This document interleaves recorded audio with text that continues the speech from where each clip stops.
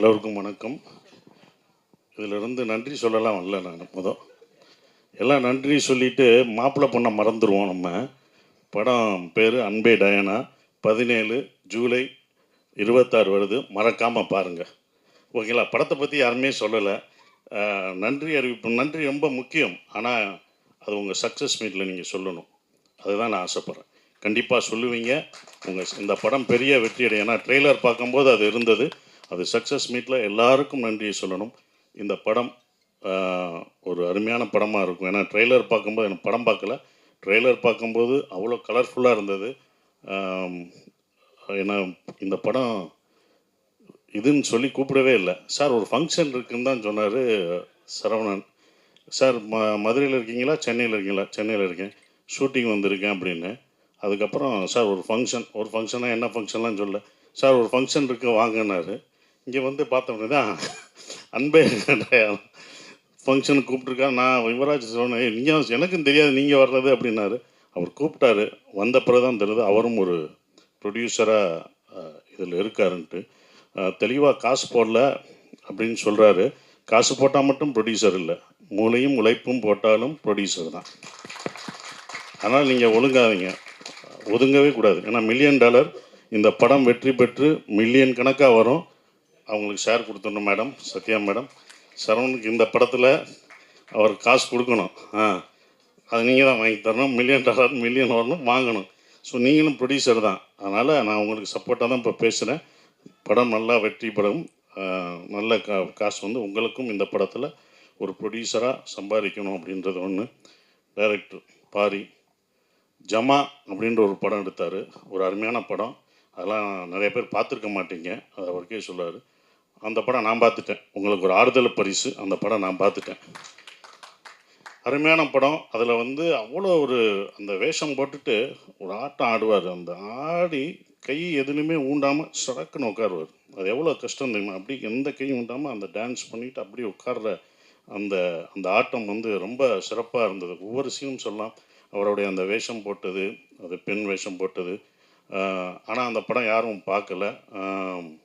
அந்த படம் பார்க்காதனால அந்த படம் எல்லாரும் பார்த்து ஓரளவுக்கு வெற்றி பெற்றிருந்தீங்கன்னா அந்த மாதிரி படங்கள் நிறையா பண்ணியிருப்பார். அந்த டைரக்டர் நம்ம இழந்துட்டோம். ஜமான்னு ஒரு அருமையான படம் கொடுத்த ஒரு நல்ல படம் நல்லா நடிச்சிருக்கீங்க அப்படி தான் சொல்லுவாங்க. அது பத்தாது. ஒரு படம் கமர்ஷியல் படமாக அது வந்து காசு பார்க்கணும். அது கமர்ஷியலாக அது எல்லாருக்கும் போய் ரீச் ஆகணும். அந்த படம் அது ரீச் ஆகியிருந்தனா அவருடைய படங்கள் சிறப்பாக வேற ஒரு தளத்துக்கு போயிருப்பார். இப்போ அது மாறி அன்பே டயானா அப்படின்ற ஒரு படம் பண்ணுறாரு. இந்த படம் வெற்றி அடையணும். ஸோ அவருடைய மாற்றம் இது வரும். இப்படி ஒரு படம் ஒரு அழகான ஒரு குடும்பமாக கலர்ஃபுல்லாக காமெடி படமாக அவர் கொடுப்பார். அவர் பாதையை நம்ம யாரும் தீர்மானிக்கிறதில்ல, ஆடியன்ஸ் தான் தீர்மானிப்பாங்க, மக்கள் தான் தீர்மானிக்கணும். எந்த பக்கம் போகணும் அப்படின்றது மக்கள் தான் தீர்மானிக்கிறாங்க. அப்படி ஒரு படமாக இந்த படம் கண்டிப்பாக இந்த மாதிரி படங்கள் உங்களுக்கு அமைஞ்சு வரும். ஸோ அதுக்கு உங்களுக்கு வாழ்த்துக்கள். ரொம்ப சிறப்பாக இருந்தது. அப்புறம் சேத்தன் சார், நீங்கள் சூப்பராக அடிச்சிங்கன்னு சொல்லவே முடியாது. நீங்கள் பயங்கரமாக அடிச்சிருப்பீங்க. ரொம்ப நாளைக்கு அப்புறம் உங்களை வில்லனா கெட்டவனாக பார்க்காம ஒரு நல்லா ஜாலியாக கலகலன்னு பார்க்குறோம். அதுவே எங்களுக்கு ரொம்ப சந்தோஷமாக இருந்தது. ஏன்னா அந்த நீங்கள் வில்லனாக அணிஞ்சதான் மனசில் பதிஞ்சு இருந்தது. இது வந்து சிறப்பாக ரொம்ப அற்புதமாக பண்ணியிருக்கீங்க. ஸோ அதுக்கு உங்களுக்கு நன்றியை தெரிவிச்சுக்கிறேன். வாழ்த்துக்கள். நீங்கள் நன்றின்னு சொல்லி எனக்கும் நன்றி வருது பாருங்கள். வாழ்த்துக்களை தெரிவிச்சுக்கிறேன். அப்புறம் ஹீரோயின் சூப்பராக பண்ணியிருந்தீங்க. ரொம்ப சிறப்பாக பண்ணியிருந்தேன். அவங்க நல்ல டான்ஸர், ரொம்ப அழகாக பண்ணியிருந்தாங்க. வாழ்த்துக்கள். உங்களுக்கும் வாழ்த்துக்கள். கோபி, என்னம்மா பரிதாமல் வந்து பேசிட்டு போகிற?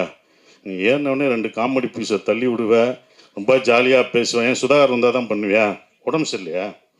அப்புறம் ஏன் என்ன லைவ் ரொம்ப நல்ல மாதிரி அப்படி வந்து எல்லாத்தையும் கட்டையை கொடுக்குறே இல்லை ஓட்டுறே இல்லை. அப்புறம் இங்கே வந்து நான் வந்து இவர்களுக்கு நன்றி சொல்கிறேன் அது என்னை அப்படின்ட்டு போகிற. இந்த மேடை உன்னோடது. எப்போ வந்தாலும் மேடையை யூ ஆர் என்டர்டெய்னர்.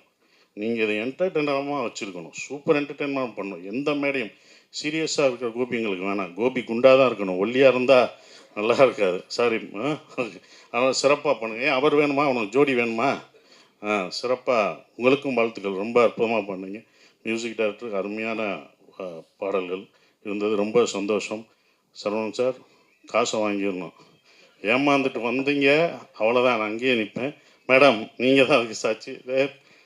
அப்புறம் $1 மில்லியன் யுவராஜ், என்னுடைய டூரிஸ்ட் ஃபேமிலி அவ்வளோ கதையை கேட்டு ரொம்ப சிறப்பாக கதை கேட்குறதுல அவர் அப்படி ஒரு இது, அதுவும் டிசைன் பண்ணுறது எல்லாமே யுவராஜோட உழைப்பு.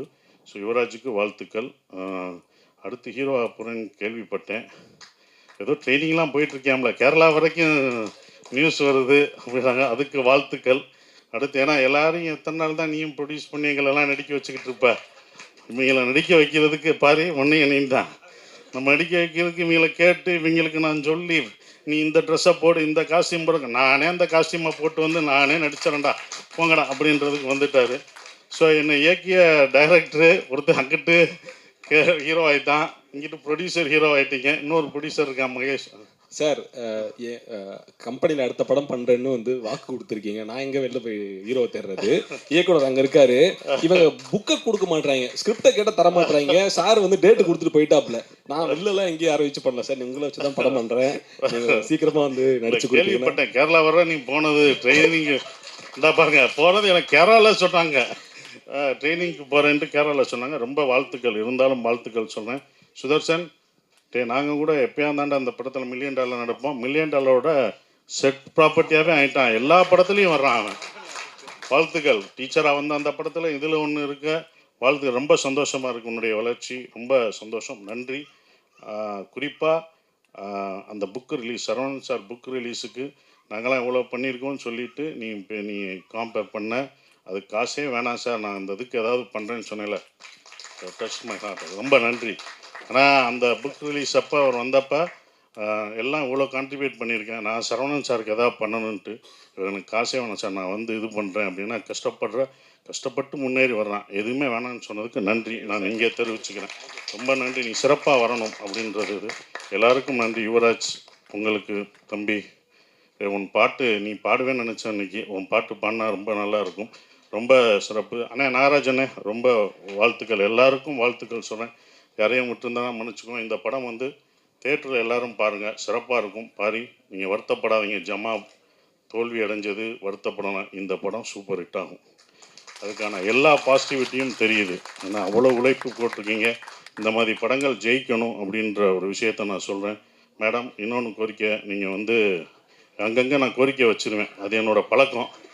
நீங்கள் வந்து இது பசங்களுக்கெல்லாம் ஐஏஎஸ் அகாடமி இதெல்லாம் வச்சுருக்கீங்க, அதை எங்கள் ஊரில் மதுரையிலையும் வச்சுட்டிங்கன்னா இன்னும் கொஞ்சம் சந்தோஷமாக இருக்கும்.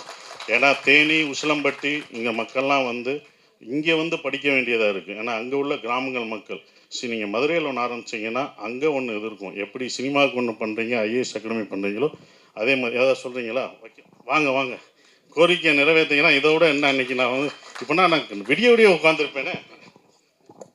சாரோட கோரிக்கை வந்து மிக விரைவில் நிறைவு செய்யப்படும்.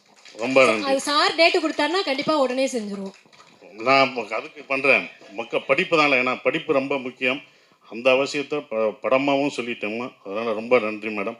ஸோ வந்த எல்லாருக்கும் என்னுடைய வாழ்த்துக்களை தெரிவிச்சுக்கிறேன், எல்லாருக்கும் வாழ்த்துக்களை.